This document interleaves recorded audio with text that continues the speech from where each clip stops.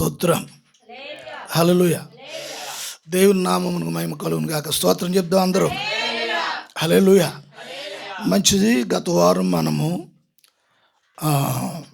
ఈ తెగులు గురించి మనము ధ్యానిస్తూ ఉన్నాము. అయితే ఈ వారం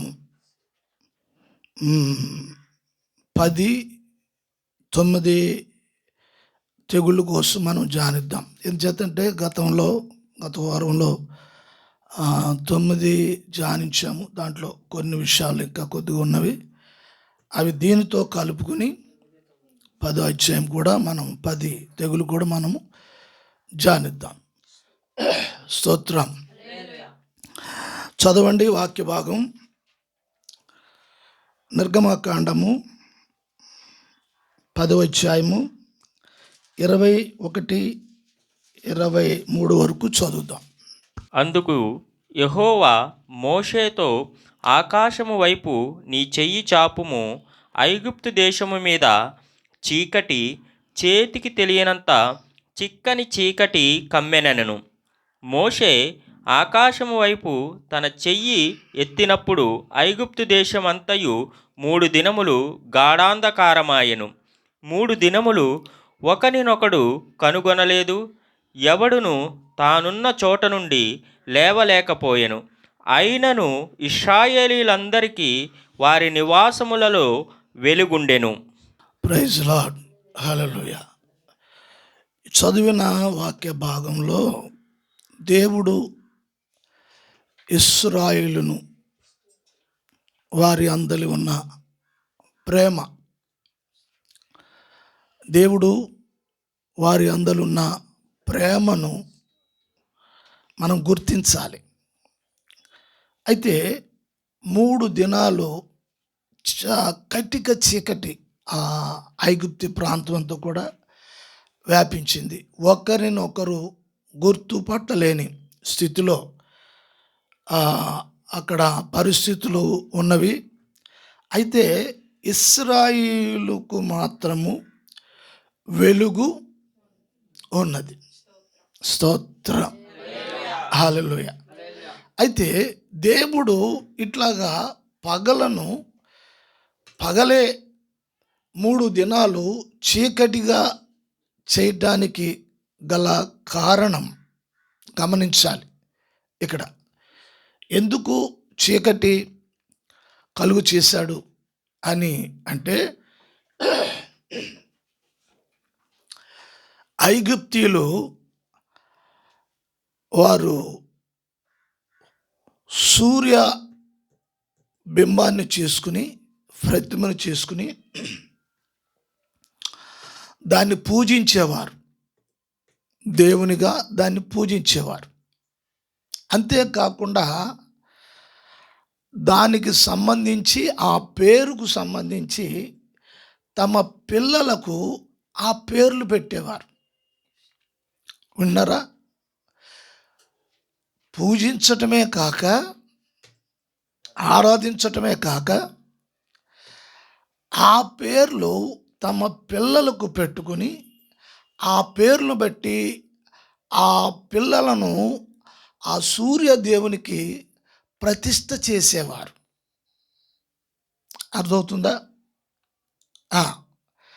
మరి ఆ సూర్యుడు ప్రతిమ పెట్టుకుని, ఆ పేర్లు పిల్లలకు పెట్టుకుని, వాళ్ళను ఆ దేవునికి ప్రతిష్ఠ చేసుకుంటున్నప్పుడు, మరి సూర్యుని కలుగు చేసిన దేవుడు ఏం కావాలి? అయితే ఇప్పుడు దేవుడు పగలే చీకటి కలుగు చేయటానికి కారణం ఏమిటి అని అంటే, వారు పూజించడానికి అర్హుడుగా ఆ ప్రతిమను, ఆ సూర్య దేవుణ్ణి ఎలాగైతే ఆరాధిస్తున్నారో, ఆ దేవుణ్ణి చీకటిమయం చేసి నిజమైన నీతి సూర్యుడు ఎవరో అని తెలియచేయటానికి, ప్రజలకు వాళ్ళకి తెలియచేయటానికి దేవుడు ఆ విధంగా చేశారు. అర్థమవుతుందా? అది మన జీవితాల్లో కూడా మనము దేవునికి ఇవ్వవలసిన ప్రాధాన్యత మనం ఇవ్వాలి. అయితే వారి పిల్లలకు వారి పేర్లు పెట్టుకుని ఆ పేరుతో వాళ్ళని పిలుచుకోవటం, ఆ పేరుని బట్టి ఇష్టపడటం ఇలాగా జరిగేది ఆ దేశంలో. ఇప్పుడు మన దేశంలో కూడా పెట్టుకుంటారు కదా మరి పేర్లు. ఏమని పెట్టుకుంటారు పేర్లు? పెట్టేవారు కదా. అక్కడికి తీసుకెళ్ళి, అటు తీసుకెళ్ళి, ఇటు తీసుకెళ్ళి పేర్లు పెట్టేవారు కదా. అవునా? అర్థమవుతుందా? ఇప్పుడు ఈ కథనంతా కూడా ఇక్కడది కాదు, అక్కడదే. ఆ నాగరికత అంతా కూడా ఇట్లా వలస వచ్చింది. అర్థమవుతుందా? అయితే ఈ 9వ తెగులులో ఉన్న ఈ విషయము, తమ పిల్లలను దేవునికి ప్రతిష్ఠ చేసి ఆ పేర్లతో ముద్దుగా పిలుచుకునేవారు, గౌరవంగా పిలుచుకునేవారు. దేవునికి స్తోత్రం, హల్లెలూయా. ముద్దుగా పేరు పెట్టుకుని ఇది దేవుడి పేరు అని ఆ పేర్లు పెట్టుకుని స్త్రీలైనా పురుషులైనా ఆ పేరు పెట్టుకునేవారు. సూర్యరావు అని, ఇంకా సూర్య అని, ఇంకా రవి అని, ఇలాగా ఈ పేర్లు పెట్టుకునేవారు. వాస్తవానికి సూర్యకుమారి అని ఇలా పెట్టుకుని పిలిచేవారు. మరి ఇలా పిలుస్తున్నప్పుడు వాస్తవానికి వారు భక్తితో అవి వారు పెట్టుకునేవారు. మరి నీతి సూర్యుడు ఎరిగి ఆయనకి చెందవలసిన ఆరాధన, ఆయనకు చెందవలసిన ఘనత కాదు, వారు స్వనీతితో అవన్నీ చేసేవారు. మరి అప్పుడు దేవునికి ఎట్లాగా మన పూర్వీకులు కూడా మనకు కూడా అవే పేర్లు పెట్టి మనల్ని పిలిచేవారు. అవును కదా. దేవుని స్తోత్రం, హల్లెలూయా. అందుచేత దేవుడు ఏ కార్యం చేసినా ఆ కార్యం బట్టి దానికి ఒక కారణం ఉంటుంది. విన్నారా? స్తోత్రం. మంచిది. ఈ సమయంలో మనము 10వ తెగులును గూర్చి మనం ధ్యానిద్దాం. Praise the lord. చదవండి వాక్య భాగం. నిర్గమకాండం 12వ అధ్యాయము 12వ వచనం నుండి 14వ వచనం వరకు చక్కగా చదవండి. ఆ రాత్రి నేను ఐగుప్తు దేశమందు సంచరించి ఐగుప్తు దేశమందలి మనుష్యులలోనే గాని జంతువులలోనే గాని తొలి సంతతి అంతయు హతము చేసి ఐగుప్తు దేవతలందరికీ తీర్పు తీర్చెదను. నేను యెహోవాను. మీరున్న ఇండ్ల మీద ఆ రక్తము మీకు గురుతుగా ఉండును. నేను ఆ రక్తమును చూచి మిమ్మును నశింపచేయక దాటిపోయేదను. నేను ఐగుప్తు దేశమును పాడు చేయుచుండగా మిమ్మును సంహరించుటకు తెగులు మీ మీదికి రాదు. కాబట్టి ఈ దినము మీకు జ్ఞాపకార్థమగుదును. మీరు యెహోవాకు పండుగగా దానిని ఆచరింపవలెను. తరతరములకు నిత్యమైన కట్టడిగా దానిని ఆచరింపవలెను. హల్లెలూయా, స్తోత్రం. అయితే దేవుడు ఇశ్రాయేలుతో మాట్లాడుచున్న మాటలు ఇవి. ఆయన ఏం చెప్తున్నారు అంటే, వాళ్లకు జరిగే తెగులు ఏది కూడా మీ మీదకి నేను రానియను అంటూ ఉన్నాడు. దేవునికి స్తోత్రం, హల్లెలూయా.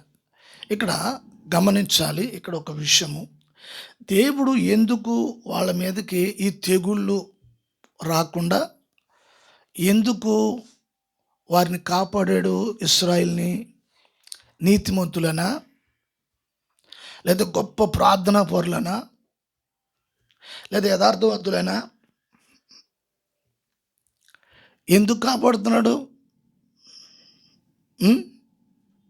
ఎందుకు కాపాడుతున్నాడు దేవుడు? ఈ తెగుళ్ళు రాకుండా వాళ్ళని దేవుడు కాపాడుతున్నాడు. ఎందుకు కాపాడుతున్నాడు? మంచి ప్రార్థనా పరులు మోకాళ్ళ మీద ఉండి ప్రార్థన చేస్తారు, నీతిమంతులు, యథార్థవంతులు అనా? ఏం మాట్లాడట్లేదు మీరు? అస్సలు అబద్ధం ఆడరని అనా? ఎందుకంటారు? ఏం మాట్లాడట్లేదు మీరు? ఎందుకంటారంటే దేవుని స్తోత్రం, అలా చూడాలి, తల కింద పెట్టుకోకూడదు. ఎందుకు అని అంటే వాళ్ళు దేవుని మాటకు లోబడ్డారు అంతే. ఏంటి? దేవుని మాటకు వాళ్ళు లోబడ్డారు అంతే. ఆ లోబడిన కారణాన్ని బట్టి వాళ్ళు కాపాడుతూ ఉన్నాడు దేవుడు. మాట దైవసేవకుడు ఏదైనా చెప్తున్నప్పుడు దన్మని ఆ లోబడి వచ్చిన రాబని చేయాలి అంతే. దేవుడు కూడా అదే చూస్తాడు. వీళ్ళు పెద్ద భక్తులు, ప్రార్థనా పరులు, నీతిమంతులు, ప్రపంచంలో ఏళ్ళే పెద్ద భక్తులు అనేది కాదు. అయితే వాళ్ళు దేవుని చెప్పిన మాటకు వాళ్ళు లోబడిన వారు. స్తోత్రం. అందును బట్టి దేవుడు అంటూ ఉన్నారు, నేను ఈ రాత్రి ఒక గొప్ప కార్యము చేయబోతున్నాను. ఆ కార్యము ఇక ఫైనల్, మిమ్మల్ని ఖచ్చితంగా ఫరో ఇక వెళ్ళమంటాడు, ఉంచుకోలేడు ఇక వాడు. 9 వరకు దేవుడు సూచక్రియలు, అద్భుతాలు ఇవన్నీ చేశారు వారి మధ్యలో. దానివల్ల చాలా పాడైపోయారు, పతనం అయిపోయారు, నాశనం అయిపోయారు. అయితే ఇప్పుడు ఇక ఫైనల్లో ఏమిటి అని అంటే, నేను ఐగుప్తి తొలుచూలు సంతానం ఏదైతే ఉందో మనుషుల్లో, పశువుల్లో, దాన్ని నేను హతము చేస్తాను, చంపేస్తాను. ఎందుకు వాళ్ళ తొలిచూలును చంపేస్తానంటున్నాడు, ప్రథమ సంతానాన్ని చంపేస్తానంటున్నాడు? దానికి కూడా ఒక కారణం ఉంది. ఏంటి అంటే, మీరు బైబిల్ ఈ ధర్మశాస్త్రం అంటే పంచగ్రంథాలు, 5 గ్రంథాలు ఉన్నాయి కదా, ఈ 5 గ్రంథాలు ధర్మశాస్త్రం. ఇది ధర్మశాస్త్రం, ఇది విన్నారా? అయితే ఈ ధర్మశాస్త్రంలో దేవుడు అన్నాడు, ఇశ్రాయేలు నా జ్యేష్ఠ కుమారుడు అన్నాడు. ఇశ్రాయేల్ జనాంగాన్ని, లక్షల మంది జనాంగాన్ని దేవుడు అన్నాడు, నా జ్యేష్ఠ కుమారుడు అని ఇశ్రాయేలు గురించి దేవుడు మాట్లాడాడు. అయితే ఇప్పుడు ఆ జ్యేష్ఠ కుమారుడైన ఇశ్రాయేలును నానా తిప్పలు పట్టాడు. ఎవరో? ఫరో. మరి నానా తిప్పలు పడుతుంటే గమనించాలి. ఇప్పుడు దేవుని బిడ్డల్ని ఎవరైనా కష్టపెట్టి ఇబ్బంది పాలు చేసి నానా తిప్పలు ఒకవేళ పెడితే దేవుని ప్రేమను బట్టి వాళ్ళు ఓర్చుకున్నా దేవుడు ఓర్చుకోడు. అంటాడు, కీడుకు ప్రతికీడు నువ్వు చేయొద్దు అంటాడు. పగ తీర్చుట నీ పని కాదు అంటాడు. మరి నీ పని ఏంటి? నీ పని ఏంటంటే వాక్యానికి అప్పగించుకుని సాక్షిగా నీ కుటుంబంలో, నీ సంఘంలో, సమాజంలో నువ్వు నిలబడాలి. నీకు ఎవరైనా అన్యాయం చేసినా, ద్రోహం చేసినా అది ప్రభువుకి అప్పగించేసి ఉన్నప్పుడు దేవుడు ఆ కార్యం చూసుకుంటాడు. ఇక్కడ ఇశ్రాయేల్ని జ్యేష్ఠ కుమారుడుగా దేవుడు చేసుకున్నాడు, పిలుచుకుంటూ ఉన్నాడు. అట్లాగా ఆ విధంగా ఉంటున్నప్పుడు మరి ఈ ఐగుప్తిలో ఉన్న జ్యేష్ఠులు, సింహాసనం మీద కూర్చున్న ఫరో రాజు యొక్క కుమారుడు దగ్గర నుండి చెరసాల్లో ఉన్న ఖైదీల యొక్క కొడుకు వరకు ప్రథమ సంతానాన్ని హతము చేసేస్తానని చెప్పాడు. దేవుని స్తోత్రం. చూడండి, తన పిల్లలను శ్రమ పెట్టే, ఎవరైనా శ్రమ పెట్టి బాధ పెడుతుంటే ఆయన చేతులు కట్టుకుని కూర్చోడు. చాలా జాగ్రత్తగా గమనించండి. నీ పక్షంగా ఆయన ఉంటాడు. నువ్వు ఇబ్బంది పడుతున్నావు, బాధపడుతున్నావు, నీతి కొరకు ఆకలి దప్పులు గలవారన్నట్లుగా విశ్వాసం బట్టి నీ కష్టం నువ్వే భరిస్తూ, కొందరు అవమానాన్ని నువ్వు భుజం మీద వేసుకుని భరిస్తూ, కొందరు బాధ్యతలు నీ భుజం మీద వేసుకుని నీతి కొరకు బ్రతుకుతూ, అష్ట కష్టాలు ఇతరుల చేత నువ్వు అనుభవిస్తూ ఉంటున్నప్పుడు ఆయన అది చూస్తూ ఉంటాడు. అది కలుగు చేసిన వారి ఎడల కూడా ఆయన చూస్తాడు. దేవునికి స్తోత్రము కలుగును గాక. హల్లెలూయా. ఇక్కడ ఈ 12-13 వచనంలో వారితో ప్రభువు మాట్లాడుచున్న మాటలు. ఆ రాత్రి నేను ఐగుప్తు దేశమందు సంచరించి ఐగుప్తు దేశమందలి మనుషులలోనే గాని జంతువులలోనే గాని తొలి సంతతి అంతయు హతము చేసి ఐగుప్తు దేవతలందరికీ తీర్పు తీర్చెదను. ఆ, స్తోత్రం. చూడండి, ఐగుప్తి దేవత కాదు, ఐగుప్తి దేవతలు అందరికి ఫైనల్. ఇప్పుడు ఇది చూడండి, ఐగుప్తి దేవతలందరికీ నేను తీర్పు తీరుస్తాను. ఎలా తీరుస్తున్నాడు తీర్పు? వాళ్ళ శక్తి ఏమిటో, వాళ్ళ బలం ఏమిటో, వాళ్ళ చౌర్యం ఏంటో దాన్ని నమ్ముకున్న వారి యొక్క నమ్మకాన్ని బొమ్మ చేస్తున్నాడు, ఎర్రగొట్టేస్తున్నాడు.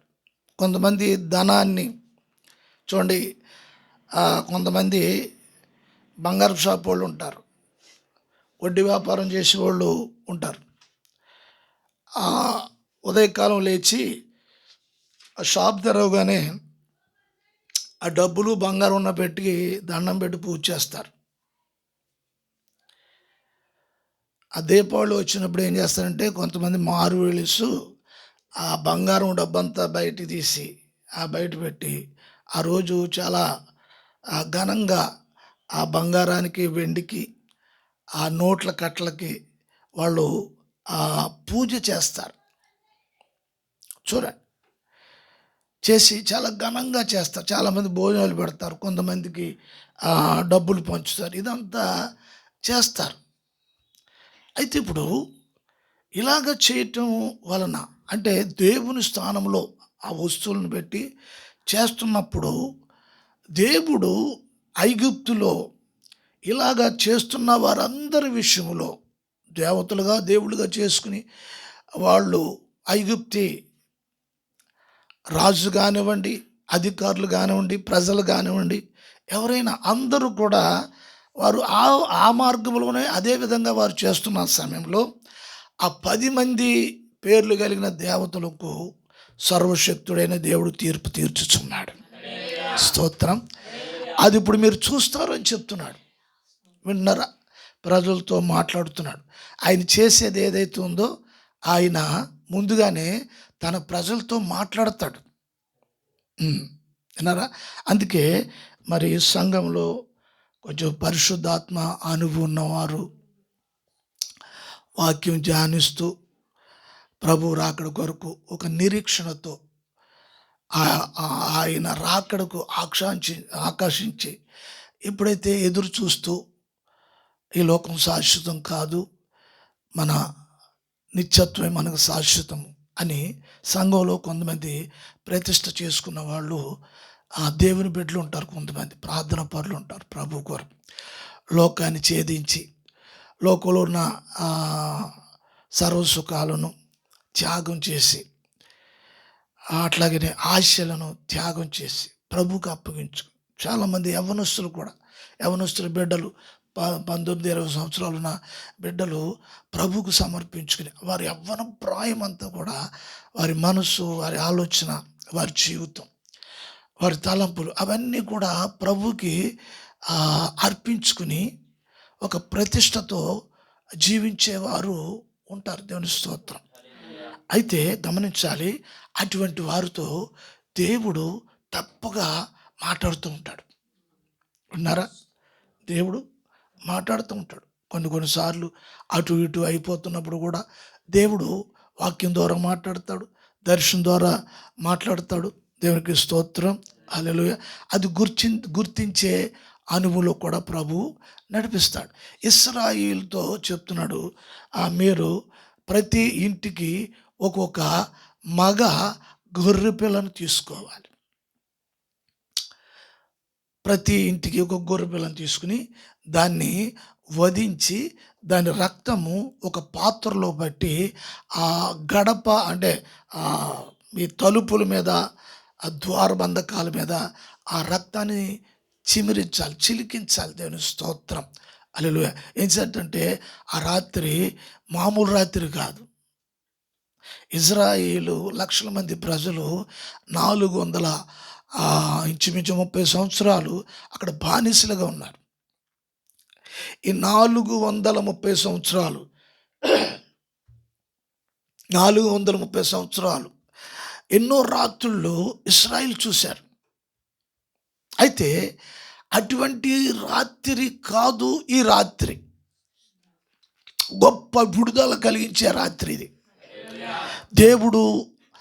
దేవుడు ఐగుప్తు దేవతలకు తీర్పు తీర్చేది. ప్రతి ఇంటిని, ప్రతి గుమ్మము దగ్గరికి వచ్చి దేవుడు చూస్తాడు. ఆ రాత్రి పరలోకం నుండి దేవుడు దిగి వస్తాడు. ఐగుప్తులో ఉన్న ప్రతి ఇంటి ద్వారమును చూస్తాడు. దేవునికి స్తోత్రం కలుగును గాక. ఏ ఇంటి ద్వారబంధకం మీద ఆ గొర్రెపిల్ల రక్తము లేదో ఆ ఇంటిలో ఉన్న ప్రథమ కుమారుడు చనిపోతాడు. అలాగా ఐగుప్తు అంతా కూడా మొత్తం గోల గోల గోల గోల. ప్రతి ఇంటిలో కూడా మరణమే, ప్రతి ఇంట్లో కూడా మరణమే. ఇశ్రాయేలు మీదకి అటువంటి ఏ తెగులు రాకుండా వాళ్ళందరూ క్షేమంగా భద్రపరచబడ్డారు.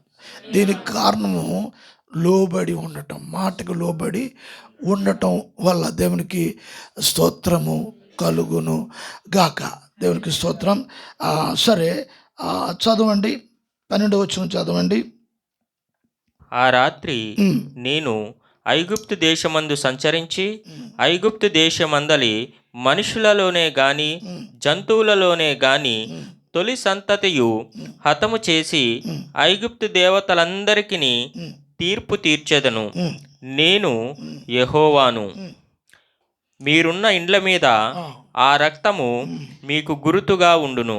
11వ వచనం కూడా చదువు నాయన. మీరు దానిని తినవలసిన విధమేదనగా మీ నడుము కట్టుకుని మీ చెప్పులు తొడుగుకొని మీ కర్రలు చేత పట్టుకుని త్వరపడుచు దాన్ని తినవలెను. అది యెహోవాకు పస్కా బలి. యెహోవాకు పస్కా బలి. దేవునికి స్తోత్రం కలుగును గాక. హల్లెలూయా. అయితే పస్కా అనే మాటకి హెబ్రీ భాషలో, పస్కా అనే మాటకి ఇది హెబ్రీ పదం. హెబ్రీ భాషలో పస్కా అనే మాటకు అర్థం ఏంటంటే దాటిపోవుట. అర్థమవుతుందా? పస్కా అనే మాటకు చెప్పండి, దాటిపోవుట అని అర్థము. దాటిపోవుట. Praise the lord. అయితే పస్కా బలి 11వ వచనంలో చెప్పడం మాట ఏంటంటే పస్కా బలి. గొర్రె పిల్లను వధించాలి. ఆ గొర్రె పిల్లను వధించే ఆ క్రియను గూర్చి దేవుడు 11వ వచనంలో చాలా స్పష్టంగా మాట్లాడుచున్నాడు ఈ విషయం. మీరు దానిని తినవలసిన విధమేదనగా మీ నడుము కట్టుకుని మీ చెప్పులు తొడుగుకొని మీ కర్రలు చేత పట్టుకుని త్వరపడుచు దాన్ని తినవలెను. అది యెహోవాకు పస్కా బలి. యెహోవాకు పస్కా బలి. దేవుని స్తోత్రం. ఇప్పుడు ఈ గొర్రె పిల్లను వధించే క్రియ ఏదైతే ఉందో గమనించాలి. దేవుడు మాట్లాడుచున్నాడు, ఇది యెహోవాకు పస్కా బలి. అంటే ఇప్పుడు దేవుని నిమిత్తము లేక ప్రజల నిమిత్తము ఒక ప్రాణము పణముగా పెట్టాలి. దేవుని నిమిత్తము ఒక ప్రాణము ప్రజల నిమిత్తము అర్పణ చేయాలి, అర్పించాలి. పస్కా బలి అనేది ఇప్పుడు ప్రజలు ఏమి దాటిపోవాలి? మరణ శాసనము, మరణ అధికారము, ఫరో ఆధిపత్యము, ఫరో అధికారము, ఫరో యొక్క బానిసత్వము, వాటినన్నిటి నుండి విడుదల పొందాలి. ఇప్పుడు దాని నిమిత్తము ఎవరు ఒక వ్యక్తి లేక ఎవరు ఒకరు ప్రాణం పెట్టాలి. దాటిపోవడానికి ఒట్టినే దాటిపోవడం అనేది జరగదు కదా. 9 అద్భుతాలు, 9 సూచక్రియలు, 9 తెగుళ్ళు దేవుడు పంపించిన ఇంచు మాత్రం కూడా ఫరో కదలలేదు. అర్థమవుతుందా? చూడండి, గమనించాలి. మనము చాలా సభలు చూస్తూ ఉంటాం లోకంలో. వినాలి, మంచిగా వినాలి. సభలు చూస్తూ ఉంటాం, కూటాలు చూస్తూ ఉంటాం, ప్రేమ విందులు చూస్తూ ఉంటాం, ఎన్నో ఎన్నో ఎన్నో ఎన్నో చూస్తూ ఉంటాం. దేవునికి స్తోత్రం. హల్లెలూయా, హల్లెలూయా. ఆ కూటాల్లో స్వస్థత కూటాలని, ఆశీర్వాద కూటాలని, పండగ కూటాలని, అవన్నీ ఇవన్నీ ఉంటాయి. ఇప్పుడు ఆ కూటాల్లో బోధలు ఏముంటాయంటే, మిమ్మల్ని దేవుడు దీవిస్తాడు, మిమ్మల్ని ఆశీర్వదిస్తాడు, మిమ్మల్ని వర్ధిల్లింపజేస్తాడు, మీకున్న సమస్యలను తీర్చేస్తాడు అని ఇటువంటి ప్రసంగాలు, ఇటువంటి వర్తమానాలు ఉంటాయి. ఇటువంటి అద్భుతాలు ఐగుప్తులో దేవుడు ఎన్నో చేసేసాడు. నీళ్లు ద్రాక్షరసంగా మార్చేశాడు, కప్పలు పంపించాడు, మిడతలు పంపించాడు, ఈగలను పంపించాడు, వడగండ్లు పంపించాడు, ఇంకా ఉరుములు పంపించాడు. ఇలా ఎన్నో ఎన్నో అద్భుతాలు చేశారు. ఇప్పుడు ఇన్ని అద్భుతాలు చేసినను ఆ అపవాదక పరోక అధికారం నుండి, ఆధిపత్యం నుండి ఏమాత్రం ఇటువంటి అద్భుత క్రియల ద్వారా వాడి నుండి విడుదల పొందడానికి ఏమాత్రం ఆస్కారము లేదు. అంటే దాని అర్థం ఏంటంటే, ఈ రోజున ఒక పాపికి నిజమైన విడుదల దేని ద్వారా అంటే, స్వస్థతలు ఆశీర్వాదాలు ద్వారా ఉన్న వర్తమానము ద్వారా ఏమి ఒరిగేది లేదు. మరి ఏంటి మరి? అయితే ఇప్పుడు దేవుని నిమిత్తము, మానవుల నిమిత్తము మధ్యలో ఒక ప్రాణం అర్పించబడాలి, రక్తము చిందించాలి. దేవునికి స్తోత్రం. మరి ఎవరు చిందిస్తారు? ఏం చేస్తారు? ఎలా జరిగిస్తారు? ఆ పస్కా కార్యక్రమాన్ని ఎవరు చేస్తారు? దేవునికి స్తోత్రం కలుగును గాక.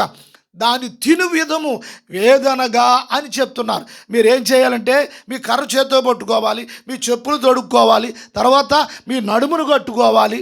ఇది విశ్వాసపు యాత్ర, విశ్వాసపు ప్రయాణం. కర్ర చేతితో పట్టుకోవాలంటే సత్యమైన ఉపదేశాన్ని పట్టుకోవాలి. అందుకే అంటాడు, మీరు ఆది నుండి ఏదైతే విన్నారో అది అంతం వరకు గట్టిగా చేపట్టాలని చెప్తాడు పౌలు. హల్లెలూయా, హల్లెలూయా. మీరు చెప్పులు తొడుక్కుని అంటే ఒక సమాధానకరమైన ఆత్మ కలిగి ఉండాలి. గలిబిలి ఆత్మ కాదు, కంగారు ఆత్మ కాదు. కుటుంబాలు చూడండి, కొంతమంది గలిబిలి ఆత్మ ఉంటుంది. గలిబిలి ఆత్మ. వాక్యం వింటారు, ప్రార్థన చేస్తారు, చదువుతారు, అన్నీ బాగానే ఉంటాయి. కుటుంబంలో సమాధానం లేకుండా గలిబిలి ఆత్మ. ఒక్క చిన్న మాట అంటే ఓర్చుకోలేరు, పేసు మారిపోతుంది. ఎలాగా? 500 పవరు లైటు ఒకేసారి డిమ్ కొట్టేసి ఏమైపోతుంది? 0 బల్బ్ అయిపోతుంది, పేసలాగా అయిపోతుంది. దేవుని స్తోత్రం. గమనించాలి, గలిబిలి ఆత్మ, సమాధానం లేకుండా ఒక్క మాటకి 10 మాటలు మాట్లాడుతూ ఉంటుంది. ఏదైనా ఒక్కటి అడిగేటప్పటికి ఏదైనా మాట్లాడు. కుటుంబంలో భార్య విషయంలో భార్య సరిగ్గా లేదు, భర్త ఓర్చుకుని ప్రతి విషయంలో గలిబిలి లేకుండా, భర్తలో ఒక సరైన ఆత్మ ఉంటే, సమాధానకరమైన ఆత్మ ఉంటే, ఇప్పుడు సమాధానకరమైన వాక్యం బోధ సంఘంలో వింటున్నప్పుడు కుటుంబాల్లో ఎలా ఉండాలి? అయ్యో వాక్యం విన్నాం ఈ వారం. భార్యతో ఎలా ఉండాలి? భర్త భార్యతో రావాలి, భార్య భర్తతో రావాలి, వాళ్ళిద్దరితో కలిపి పిల్లలు సంఘానికి రావాలి. పాస్టర్ గారు ఎదురుగా భక్తులు కనిపించితే సరిపోద్దా? దేవుని ఎదుట వద్దా? పాస్టర్ గారు ఇక్కడే చూస్తాడు నిన్ను, మరి నీ ఇంట్లో ఉన్న సంగతులని దేవుడు చూస్తాడు. భార్యతో ఎలా ఉన్నావో, భర్తతో ఎలా ఉన్నావో, పిల్లలతో ఎలా ఉంటున్నావో, నీ బాధ్యతలు నువ్వు ఎలా ఉంటున్నావో చూస్తాడు.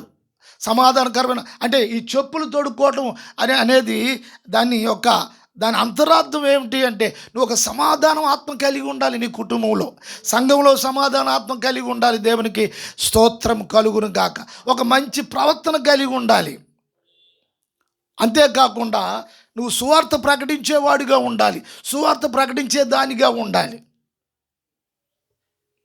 యెహోవా కార్యములు ప్రచురం చేసేవారుగా ఉండాలి. దేవునికి స్తోత్రం కలుగును గాక. హల్లెలూయా. నీ నడుమును కట్టుకుని అంటే దాని అర్థం ఏంటంటే, సత్యమనే దట్టిని కట్టుకుని అని పౌలు అంటూ ఉంటాడు. నేను వివరించడానికి సమయం లేదు, కానీ ఇక్కడ చూడండి, సత్యమనే నీ నడుముకు దట్టి కట్టుకోవటం అంటే నువ్వు నీతిని అనుసరించి నీతి మీద నీతిగా నిలబడాలి. దేవుని స్తోత్రం కలుగును గాక. నడుము కట్టుకుని పక్క దారికి వెళ్ళిపోవటం, ఆ దారికి వెళ్ళిపోవటం, ఈ దారికి వెళ్ళిపోవటం, అలా ఇలా వెళ్ళిపోవడం అనేది కాదు. దేవునికి స్తోత్రం కలుగునుగాక. జీవితాల్ని ఒక నిజాయితీగా, నీతిగా, బాధలు అనుభవిస్తూ, కష్టాలు అనుభవిస్తూ అలాగ ఉండటం, తప్పుదారుల్లోకి వెళ్ళిపోయి సర్వసుఖాలు అనుభవించడానికి దేవుని ఎదుట ద్రోహుల్లాగా నిలబడటం అనేది కాకుండా, మరి సహోదరులారా, మాటలు గమనించాలి. నీ నడువు కొట్టుకోవాలి. నువ్వు నీతి కట్టుకో. నువ్వు సేవకుల దగ్గర ఒక రకంగాని, లేకపోతే బయట ఒక రకంగాని, భక్తులుగా ఇటువంటి వేషాలు వేయొద్దు. దేవునికి స్తోత్రం. దేవుడు చూస్తున్నాడు. నీ సాక్ష్యం కూడా సరిగ్గా ఉండాలి. దేవునికి స్తోత్రం కలుగును గాక. నిన్న కుటుంబాన్ని దర్శించాం, చూసాం. ఆ బిడ్డలను చూసేప్పుడు స్తోత్రం, నా హృదయం చాలా ఆనందం అయిపోయింది. నాకు ఏంటంటే నీతి కొరకు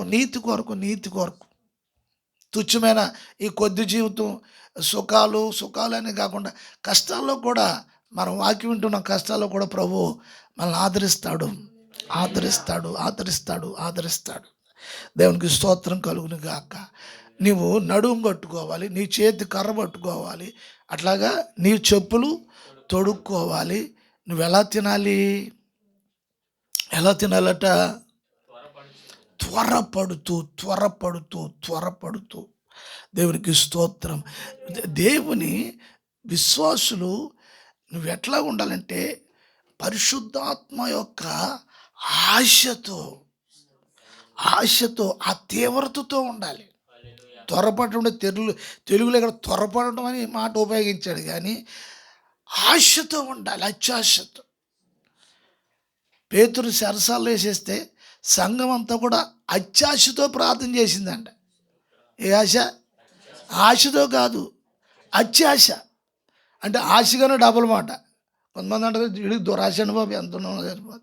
ఈ దురాశ వీడికి ఎంత ఇట్టినా సరిపోదు. వీడికి వాళ్ళే చూస్తూ ఉంటాడు. ఎంత దురాశ వీడికి, ఎంత దురాశ. నోరేమి ఎంత ఉంటుంది, పొట్ట ఎంత ఉంటుంది, ఎంత కావాలి, ఎంత ఆశ, ఎంత దురాశ అంటారు. అట్లా ఆత్మీయ జీవితంలో అత్యాశ అంటే త్వరపడటం అంటే దేవుని కార్యాల కొరకు ముందుకు త్వరపడే మనసు ఉండాలి. అటువంటి ఆత్మ ఉండాలి, త్వరపడాలి. దేవునికి స్తోత్రము కలుగును గాక. హల్లెలూయా. త్వరపడాలి. నేను ప్రతి గుమ్మం దగ్గరికి వచ్చి చూస్తాను. ఆ రాత్రి గొప్ప విడుదల. ఇక మిమ్మల్ని ఫరో అనలేడు. ఎందుకో తెలుసా? ఇది గొప్ప విడుదల రాత్రి. ఏంటి? గొప్ప విడుదల రాత్రి. దేవునికి స్తోత్రం. హల్లెలూయా. అప్పుడు ఆ 14వ వచనంలో చెప్పండి మాట ఏంటో తెలుసా? చదవండి దాన్ని. 14వ వచనం. కాబట్టి ఈ దినము చూడండి, ఈ దినము మీకు జ్ఞాపకార్థమగుదును. అది చూడండి, దేవుడు అంటున్నాడు, ఈ ఫాలోయింగ్ లో ఉండాలి. దేవుడు అంటున్నాడు, ఇది జ్ఞాపకార్థ మగుదును. అవును. ఎందుకు? 430 సంవత్సరాలు ఎన్నో తరాలు గతించిపోయాయి.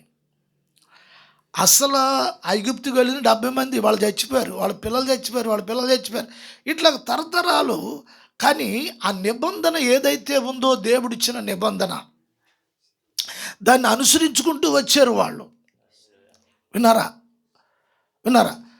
అనుసరించుకుంటూ వచ్చారు. ఏమాత్రం పరిస్థితులు ఎన్ని మారిపోయినా, వాడు ఎంత బాధ పెట్టి, ఇబ్బంది పెట్టి, బానిసత్వం తీసుకెళ్ళినా, ఏమైనా దాని కొరకు నిలబడ్డారు.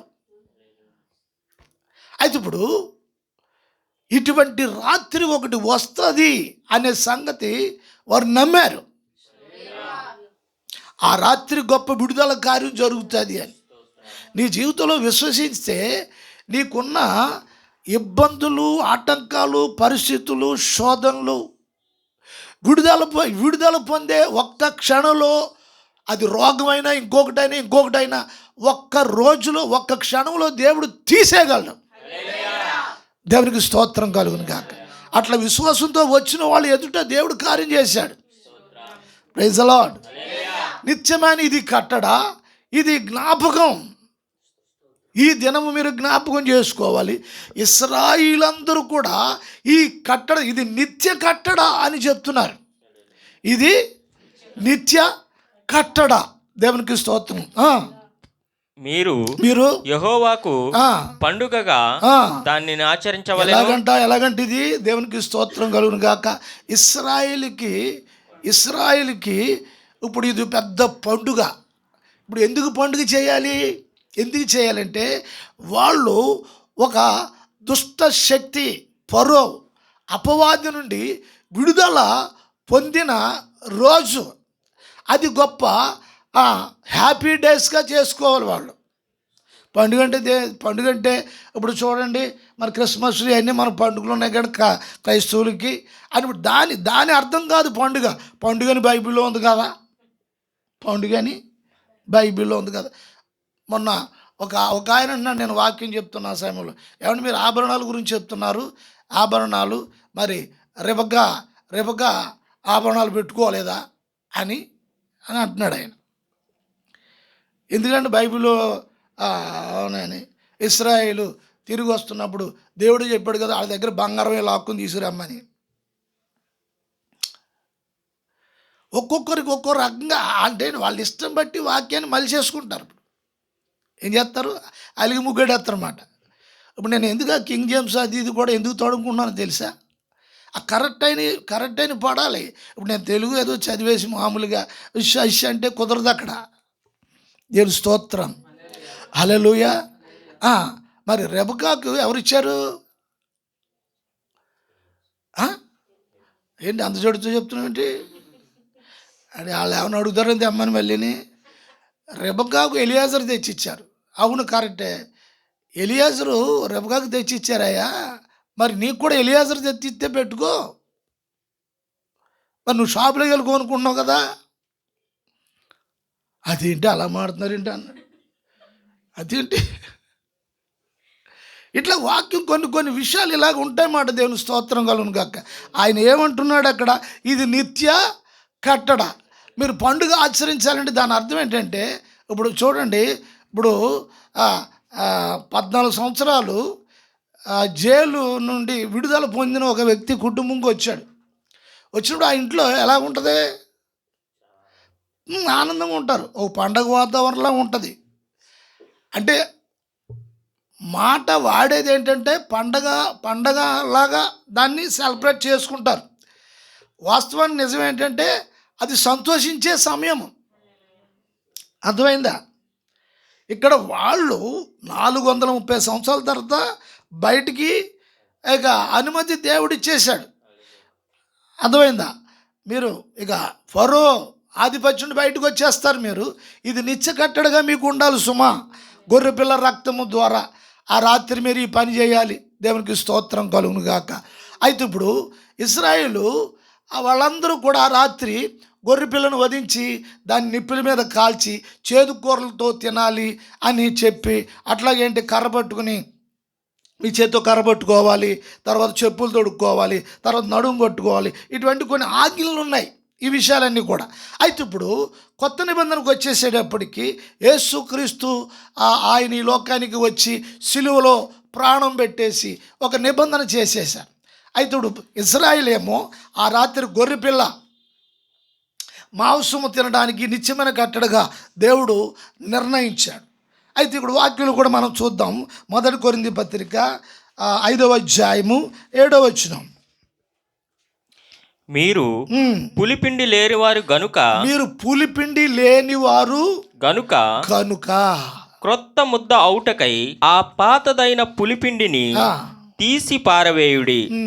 ఇంతే కాక క్రీస్తు అను మన పస్కా పశువు వధింపబడెను.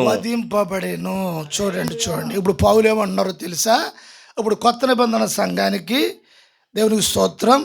ఇప్పుడు ప్రభు బల్ల అంటే ప్రభురాత్రి భోజనం అంటాం కదా. చూడండి, ప్రభురాత్రి భోజనం. ఇప్పుడు అక్కడ పస్కా పశువు వధించబడింది, అది గొర్రెపిల్ల. మరి ఇక్కడ ఇప్పుడు మన పస్కా పశువు ఎవరు అంటే పౌలు అంటున్నారు ప్రభు అయిన యేసు క్రీస్తు ఆ పస్కా గొర్రె పిల్లవలే మన కొరకు వధింపబడి ఉన్నారు. దేవునికి స్తోత్రం. హల్లెలూయా. వారికి గొర్రె పిల్ల అయితే మన గొర్రె పిల్ల ఎవరంటే ప్రభు అయిన యేసు క్రీస్తు. ఇప్పుడు మనం రక్షింపబడిన తర్వాత విశ్వాసంలో కొనసాగుతున్నప్పుడు ఎన్నో తంటాలు పడుతూ, ఎన్నో కష్టాలు పడుతూ లేస్తూ ఎన్నో బాధలు, ఎన్నో రకాలుగా ఉన్న ఒత్తిళ్ళు, పరిస్థితులు అన్నిటిలో నుండి ప్రభువు వాక్యం ద్వారా మనల్ని నడిపిస్తూ ఉన్నారు. దేవునికి స్తోత్రం. అయితే ఇప్పుడు ఈ నిత్య కట్టడలో మనము పాలు పొంది సంఘ సహవాసంలో మనం కొనసాగుతూ ప్రభు రాకడ కొరకు యేసుక్రీస్తు యొక్క ఉపదేశము, అపోస్తల బోధ మీద మనం కట్టబడుతూ ప్రభుకి మనల్ని మనం అర్పించుకుంటూ ఆ నిత్య నిబంధనలో మనం కొనసాగుతూ ఉన్నాం. స్తోత్రం. హల్లెలూయా. అయితే ఇప్పుడు మన నుంచి వచ్చే ప్రతి ప్రమాదము నుండి దేవుడే దాటింప చేస్తూ ఉన్నాడు. దేవుడే దాటింప చేస్తున్నాడు. మనల్ని దాటి వెళ్ళిపోతుంది ప్రతి ప్రమాదం మన మీదకి వస్తుంది. కానీ ప్రతి ప్రమాదము ఏం చేతంటే మన పస్కా గొర్రెపిల్ల ఎవరు? ప్రభు అయిన యేసు క్రీస్తు. పస్కా అనే మాటకు అర్థం ఏంటంటే దాటిపోవుట.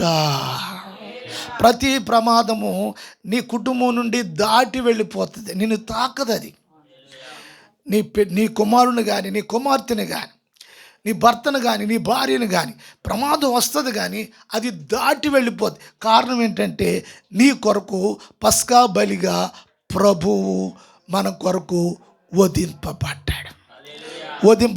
ప్రతి పాపం నీ ముందు వచ్చి నిన్ను ప్రేరేపించి, శరీర పాపమైనా లేకపోతే మరి లోక సంబంధమైన పాపమైనా ఇంకొకటైనా లోనికి ప్రేరేపించే పరిస్థితులు మన మీదకి తీసుకొచ్చినప్పుడు అవి మన మీదకి రాకుండా అవి దాటి వెళ్ళిపోయేలాగా ప్రభువు మనకు సహాయం చేయగలడు. ఆ రక్తం ఇంకా అది ఉంది. ఆ రక్తము సంఘం మీద, నూతన నిబంధన సంఘం మీద ఉంది. దేవునికి స్తోత్రము కలుగును గాక. హల్లెలూయా. ప్రియ సహోదరులారా, మరి ఈ వాక్యం వింటున్న ఆ సమయంలో దేవుడి యొక్క పస్కా ఒక అనుభవం గురించి పౌలు చెప్తున్నారు. పులిపిండి లేనివారై ఉండాలి. పులిపిండి లేనివారు. పులిపిండి అనే మాటకు అర్థం ఏంటంటే పులిసింది అంటే మరి పాపం. నీ విశ్వాస జీవితంలో దేవుడిచ్చే దీవెన, దేవుడిచ్చే ఆశీర్వాదం ద్వారా నువ్వు వర్ధిల్లాలి. పస్కాను భుజించడం ద్వారా నీ సమస్త మార్గాలను దేవుడు దీవించగలడు.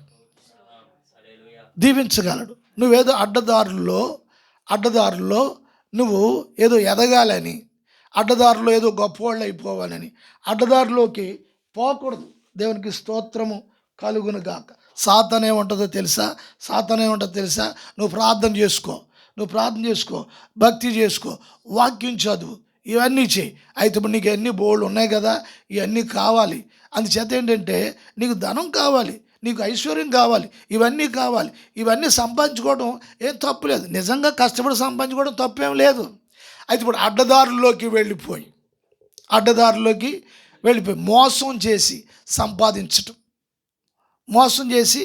సంపాదించటం, లేకపోతే ఎదుటి వాళ్ళని నమ్మిన వాళ్ళని దగా చేసి డబ్బు లాక్కోవటం, తర్వాత జోదం అంటే పేకాట, కోడి పందాలు, కుక్క పందాలు, నక్క పందాలు, ఆ పందాలు, ఈ పందాలు, తర్వాత లంచాలంటే ఉద్యోగం చేసేవాళ్ళు లంచాలు తీసుకుంటారు అనుకుంటారు. ఈవేళ పాపం ఏదో పని చేసుకునే వాళ్ళు ఒక అపార్ట్మెంట్ ఎవరైనా చూడండి అంటే అపార్ట్మెంటు చూడటానికి కూడా లంచాలు. మొన్న ఒక ఆయన అడిగాను, ఏమండి బాబు, ఇదిగో మా వాడు కొంచెం ఏదైనా చిన్న అపార్ట్మెంట్ చూడండి, వాళ్ళు కొత్తగా పెళ్ళయ్యారు, కొత్త దంపతులు, వాళ్ళు ఏదో కొంచెం పని చేసుకుని బతకాలనుకుంటున్నారు అని అంటే ఆయన అన్నాడు, 5,000 దొరుకుతుంది అన్నాడు. 5,000 ఎవరికి ఇవ్వాలంటే చూసేవాడికి ఇవ్వాలంట. పోనీ అలాగ సంపాదించినా బాగున్నది ఏమన్నా, తాగేయటం తినేయటం కొంపలో కూడవా? చూడండి, అంటే సంపాదన అవసరమే, సంపాదన ముఖ్యమని అడ్డదారిలోకి వెళ్ళిపోకూడదు. దాని స్తోత్రం, హల్లెలూయా. చూడండి, నీవు పులిపిండి లేనివాడివై ఉండాలి. పులిపిండి చదువు మీరు పులిపిండి లేనివారు గనుక. పులిపిండి లేనివారు గనుక అంటే పౌలు చూడండి ఎలా మాట్లాడుతున్నారు. ఇప్పుడు అంటే సంఘంలో ఏమి లేదు, సంఘంలో ఉన్న వాళ్ళు ఏమి లేదు, పులిపిండి లేనివారు గనుక అంటే ఇప్పుడు ఏంటంటే ఆ ప్రభు రాత్రి భోజనంలో పాల్గొనడానికి మూతులు కడిగేసుకుని, మోకాలు కడిగేసుకుని, కాళ్ళు చేతులు కడిగేసుకుని అయితే సరిపోదు. పులిపిండి లేనివారు గనుక నిష్కాపట్యముగాను ఎలాగా క్రొత్త ముద్ద అవుటకు. క్రొత్త ముద్ద ఆ పాతది తీసేయాలట. ఆ పాతదైన పులిపిండి తీసేయాలి. సంఘానికి వచ్చి కూర్చుంటూ భార్యని హింస పెట్టేస్తూ, సంఘానికి వచ్చి కూర్చుంటూ భర్తను బాధ పెట్టేస్తూ, సంఘానికి వచ్చి కూర్చుంటూ తల్లిదండ్రులను బాధ పెట్టేయటం, మళ్ళీ దాంట్లో ఏలెట్టాడు, చెయ్యెట్టాడు, కాలు ఎట్టాడు, ఇక నీళ్ళేసి చేతులు కాళ్ళు కడిగేసుకోవడం. ఆ పాతది అలాగే ఉండే. ఆలోచించండి ఒకసారి మీరు మీ జీవితాల్లో ఆ పాత అలా ఉంచేసి ఇలా చేసేస్తే భ్రష్టాత్మ వచ్చి మనుషులు కఠినం చేసేసి వాక్యం లేని స్థితి అయిపోయి అంధకారమయమైపోతాయి బ్రతుకులు. అందుకే పౌలు ఏమంటున్నాడు తెలుసా, ఇది మీరు ఆ పాతది తీసేసి ఆ పులిపిండి లేనివారు గనుక పులిపిండి ఉన్నవారు కనుక అనట్లా. ఎవరు సోతలు చెప్పట్లేదు ఏంటి, అడిగి చెప్పించుకున్నట్టు ఉంది. మొన్న ఎవరో అన్నారంట, వాళ్ళు నాకు నమస్కారం పెట్టలేదు, వాళ్ళు ఎవరు నాకు వందనాలు చెప్పలేదని. పరిస్థితి అలా ఉంది. ఏంటి నాకు వందనాలు చెప్పలేండి, మర్చిపోయానండి, వందనాలండి, బాగున్నారు భాష. ఎలా ఉంటుంది ఇది? ఇప్పుడు ఎలా ఉంది ఇది? వచ్చి కూర్చొని ఆ పవిత్రమైన పరిశుద్ధమైన ఆ కార్యంలో ఏంటి దానికి ఒక జ్ఞాపకార్థం ఉంది. కారణం ఏంటంటే వాళ్ళ భయంకరమైన పరో యొక్క బానిసత్వం నుండి శరీర విషయాల్లో, అపవిత్రతలో, మోసములో, దురాశలో, తిండిపోతితనంలో అన్ని విషయాల నుండి వాళ్ళని అక్కడ ఉంచి వాళ్ళు భక్తి చేసుకోమన్నాడు వాడు. ఇప్పుడు ప్రభు ఏమంటున్నారు, అక్కడి నుంచి మిమ్మల్ని విడుదలపై తీసుకొచ్చాను, పులిపిండి లేని వారై నిష్కాపక్షముగా దేవునికి స్తోత్రం కలుగును గాక, పరిశుద్ధంగా పవిత్రముగాను ఈ పస్కా విందులో మీరు పాలు పొందాలి. దేవునికి స్తోత్రం కలుగును గాక. పులిపిండి లేని వారై ఉండాలి. సహోదరులారా, ఒక్కసారి మిమ్మల్ని మీరు పరీక్షించుకోవాల్సిన అవసరం ఎంతైనా ఉంది. Praise the lord. నీ జీవితంలో కొన్ని విషయాల్లో విడుదల లేని పరిస్థితులు ఉన్నాయంటే, పగని విడిచిపెట్టేశావా, కోపాన్ని విడిచిపెట్టేశావా, పంతాన్ని విడిచిపెట్టేశావా, లేకపోతే ఇంకా దాన్ని కొనసాగిస్తూనే ఉన్నావా అంటే దాని అర్థం ఏంటంటే నీ నెత్తి మీద పరో అధికారం ఇంకా ఉంటానే ఉంది. యేసుక్రీస్తు యొక్క ఆధిపత్యంలోకి రాలా, పరిశుద్ధాత్మ నడిపింపులోకి రాలా, పశ్చాత్తం లేని పరిస్థితుల్లో నీ జీవితాలు ఉంటాయి. పౌలు అంటాడు, పులిపిండి లేనివారు గనుక. ఈ మాట బాగా గుర్తుపెట్టుకోవాలి మీరు. అంటే ఇప్పుడు ఆ పస్కా విందులో పాలు పొందడానికి వచ్చిన సంఘస్థులతో చెప్తున్నారు, మీరు పులిపిండి లేనివారు గనుక. ఇప్పుడు ఇక్కడ కూడా మీరు వాక్యం వింటున్నారు, మీరు పులిపిండి లేనివారు గనుక అన్నప్పుడు ఇది చదువుతున్నప్పుడు ఏమనిపించింది? మీ మనసులో గుచ్చినట్టు అనిపించదా లేదా? హృదయంలో గుచ్చినట్టు అనిపించిందా లేదా? అవును ఈ పరిస్థితి ఇంకా ఈ పులిపిండి ఇది ఉంది కాదు, ఇది నేను సరి చేసుకోవాలి. ఏం చేద్దంటే వాడు అధికారం కింద నేను బయటకు రావాలి. విడుదల రాత్రి దేవుడికి స్తోత్రం కలుగును గాక. ప్రభు చేసే కార్యాలు మన జీవితంలో ఇంకా మనము ఎన్నో బంధకాలు, ఎన్నో మనము శరీర సంబంధ విషయాల్లో బంధింపబడిపోయి, యుక్తిలో బంధింపబడిపోయి, సాతాను ఇచ్చల్లో, సాతాను కోరికల్లో బంధింపబడిపోయి దేవునికి స్తోత్రం కలుగును గాక. విడుదల లేనివారుగా కపటము, కుట్ర, స్వార్థము అవేమీ కూడా విడుదల కావాలని కూడా కోరుకునే మనసు కూడా లేని వారై ఉన్నారు. వెళుతున్నారు వస్తున్నారు. అయ్యి బాబు అక్కడ మాకు వాక్యం అంటే గుమ్మేస్తుందండి బాబు, అక్కడ వాక్యం పొడిచేద్దండి బాబు, అక్కడ వాక్యం తవ్వేసి లేపేస్తుందండి బాబు. ఏంటండి అక్కడ లేపేస్తుందండి బాబు, మళ్ళీ ఇంటికి వెళ్ళి వచ్చిన తర్వాత నేను లేచిపోతున్నానండి బాబు ఇంట్లో. ఎందుకు ఈ డబ్బా కౌర్లన్నీ కూడా? దేవుని అవమానపరచడం, దేవుని సంఘాన్ని అవమానపరచడం. దేవుని స్తోత్రం. మాకు చాలా వాక్యం బాగుంటుందండి, మా సేవకులు చాలా గొప్పగా ఉంటారండి, అదండి ఇదండి, మేము మాత్రం గడ్డి తినేస్తూ ఉంటామండి. ఈ డబ్బా కబుర్లు అనేది కాదు. దేవునికి స్తోత్రం. ప్రియ సహోదరి సహోదరులారా, పులిపిండి లేని వారు గనుక, ఈ మాట బాగా గుర్తుపెట్టుకోవాలి. ఏమంటున్నాడు? చదువు. పులిపిండి లేనివారు గనుక క్రొత్త ముద్ద అవుటకై. ఎలాగంట? నూతన పరచబడాలండి. ఏంటి? నీ జీవితము ప్రతి ఆదివారం వాక్యం వింటున్నప్పుడు ప్రతి వాక్యం, ప్రతి బోధ, ప్రతి వచనం ద్వారా నీ జీవితము నూతన పరచబడాలి. నేను ఇదిగో దీంట్లో నేను నూతన పరచాలి, ఆ పాతది ఇంకా ఉంది నా జీవితంలో, దీని నుండి నూతన పరచబడాలి. ప్రభువా నాకు సహాయం చేస్తున్నావు, బోధిస్తున్నావు, వాక్యం ఇస్తున్నావు. నూతన పరచబడాలి. క్రొత్తగా కొంపలో వాళ్ళు చెప్పాలి, ఇంట్లో వాళ్ళు చెప్పాలి. ఇదివరలా లేదండి, కొంచెం పర్లేదండి బాబు, ఇప్పుడు పర్లేదండి బాబు. భర్త చెప్పాలి, పర్లేదండి బాబు, కొంచెం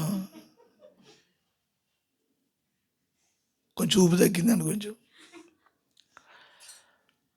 తల్లిదండ్రులు చెప్పాలి పిల్లల గురించి, పర్లేదని ఇప్పుడు వింటున్నారండి, మాట వింటున్నారు, చక్కగా వింటున్నారు, ఎదిరించట్లేదు, మానేశారండి, వాక్యం దేవుడు కార్యం చేశారండి బాబు.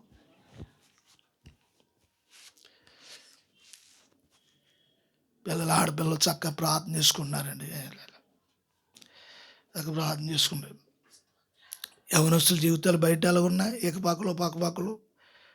ప్రియ సహోదరి సహోదరులారా, ఆ పాత పులిపిండి లేని వారై ఉండాలి. పాతదే.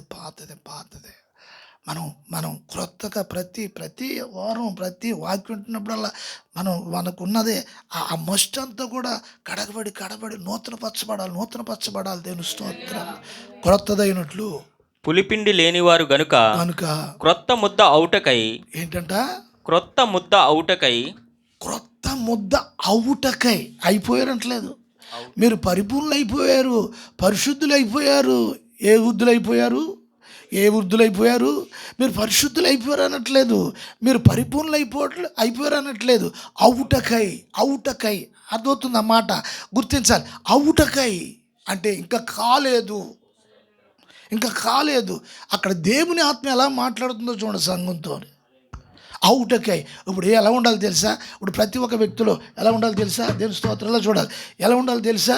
ఒకటి ఉండాలి, ప్రభువా ఇదిగో నన్ను పవిత్రపరచండి, నేను నూతనపరచబడాలి, నా ఆలోచన నూతనపరచబడాలి. ప్రభా తండ్రి, మీరు అక్కడ దగ్గరగా ఉంది, ఎన్నో సూచనలు ఉంటూ ఉన్నాయి సంఘంలో. ప్రభా నేను వాళ్ళ వీళ్ళు చూడటం అని కాదు, నా కుటుంబంలో వాళ్ళ వీళ్ళని చూడటం కాదు, నన్ను నూతనపరచు. ఇంకా ఎన్నో ఉన్నాయి, అవి చెప్పు ప్రభుతోటి. నువ్వు మనుషులు ఎవరితో చెప్పదు, ప్రభుత్వం చెప్పు. ఇవి ఉన్నాయి, నాలో ఈ బలహీనతలు ఉన్నాయి, ఈ పరిస్థితులు ఉన్నాయి ప్రభు, వీటి నుండి నాకు విడుదల కావాలి, విడిపించాలి ప్రభు. హల్లెలూయా. ఒకవేళ ప్రభు వల్ల అందరూ తీసుకున్నప్పుడు నేను కూడా తీసుకోకపోతే మళ్ళీ నేను పాపిగా చూస్తారేమో అందరని ఇలాగ నేను కూడా బొక్కేస్తున్నాను. ఇలా ప్రభు వాళ్ళకి విలువ లేకుండా అయిపోయింది. దేవుని స్తోత్రం కలుగు, వాల్యూ లేకుండా అయిపోయింది. దుఃఖకరంగా ఉన్నాయి కొన్ని విషయాలు వింటుంటే, దుఃఖకరంగా ఉంది, బాధాకరంగా ఉంది. దేవునికి స్తోత్రం కలుగును గాక. ప్రియ సహోదరి సహోదరులారా, సంగమా, ఈ విషయాలు నువ్వు గమనించాలి, గుర్తించాలి. ఇదంతా నీ మేలు కొరకే ప్రభు మాట్లాడుతున్నాడు, ఇదంతా నీ విడుదల కొరకే మాట్లాడుతున్నాడు, ఇదంతా నీ కుటుంబం ఆశీర్వాదం కొరకే మాట్లాడుతున్నాడు, ఇదంతా నువ్వు అభివృద్ధి పొందడానికే మాట్లాడుతున్నాడు, ఇదంతా విడుదల పొందడానికే మాట్లాడుతున్నాడు, ఇదంతా నిన్ను కడగడానికే మాట్లాడుతున్నాడు, ఇదంతా నిన్ను శుభ్రపరచడానికే మాట్లాడుతున్నాడు. దేవునికి స్తోత్రం కలుగును గాక. హల్లెలూయా.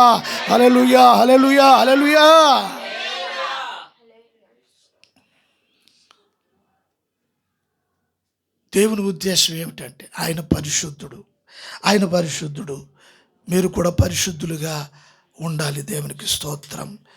హల్లెలూయా, హల్లెలూయా, హల్లెలూయా. సంఘం ఎప్పుడు కూడా ఈ విషయాలు గమనించాలని ప్రభుపేట మీకు మనవి చేస్తూ ఉన్నాను. దేవునికి స్తోత్రం. నీ సంపాదనలో నీతి ఉండాలి, నీ పనిలో యథార్థత ఉండాలి, నీ జీవితంలో ఒక క్యారెక్టర్ ఉండాలి. దేవునికి స్తోత్రము కలుగును గాక.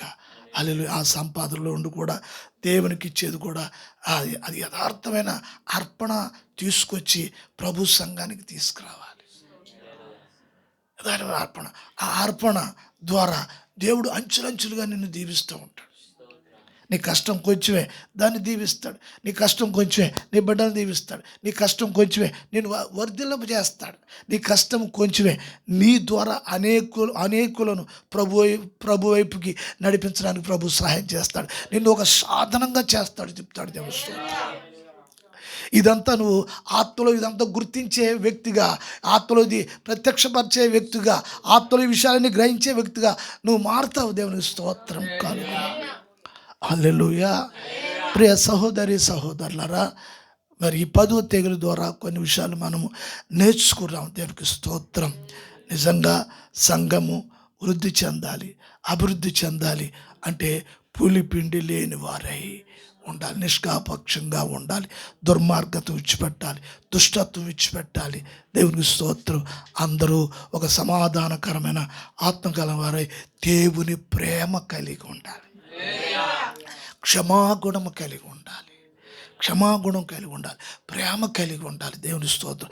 కుటుంబంలో ఒకరినొకరిని క్షమించుకునేవారై ఉండాలి. సంఘంలో ఒకరినొకరిని క్షమాగుణము కలిగి ప్రేమతోటే మాట్లాడాలి, ప్రేమతోటే పలకరించాలి, ప్రేమతోటే మనం ఏదైనా చేయాలి. ఏది చేసినా ప్రేమతోటే చేయాలి. దేవునికి స్తోత్రం కలుగు. హల్లెలూయా.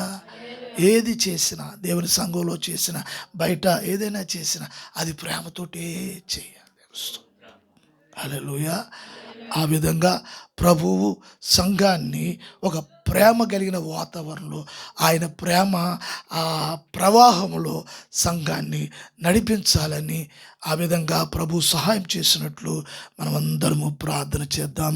వాక్యమును బట్టి అందరము దేవుని స్తోత్రము చెల్లిద్దాము. హల్లెలూయా, హల్లెలూయా, హల్లెలూయా, హల్లెలూయా, హల్లెలూయా, హల్లెలూయా. మహాపరిశుద్ధుడా, మహోన్నతుడా, యేసయ్య మీ నామమును బట్టి స్తోత్రాలు వందనాలు చెల్లిస్తున్నాము. ఈ పునరుద్ధాన ఆరాధన ఇంతవరకు మీరు మీ యొక్క ఆత్మ సాన్నిధ్యంలో మీరు జరిగించినందుకు స్తోత్రాలు. అనేకమైన విషయాలు మాతో మీరు ముచ్చటించారు ప్రభా, మీకు వందనాలు. సంఘాన్ని నాయనా ఒక రూపంలో మీ సారూప్యంలోనికి తీసుకుని నాయనా మీరు రావాలని ఆశ ఆలోచన మీరు కలిగి ఉన్నారు. మీ సంఘమును ప్రభా మీరు దీవించండి, ఆశీర్వదించండి, కృపతో కాపమని సమస్త మహిమా ప్రభావాలు మీకు ఆరోపిస్తున్నాం. బలహీనులు బలపరచండి నాయన, మీకు స్తోత్రాలు. యేసు నామమున ప్రార్థిస్తున్నాము తండ్రి. మరి తండ్రి అయిన దేవుని ప్రేమ, కుమారుడైన యేసు క్రీస్తు కృప, పరిశుద్ధాత్మ అన్యోన్య సహవాసము, సమాధానం లోకంలో ఉన్న పరిశుద్ధులకును కూడి ఉన్న సంఘమునకును సదాకాలం తోడై నడిపించునుగాక. యేసు రక్తమే, ప్రభేశ్వర యేసు నామం సంపూర్ణ కలుగునుగాక. ఆమేన్, ఆమేన్. మంచిది. అందరికీ వందనాలు. Praise lord.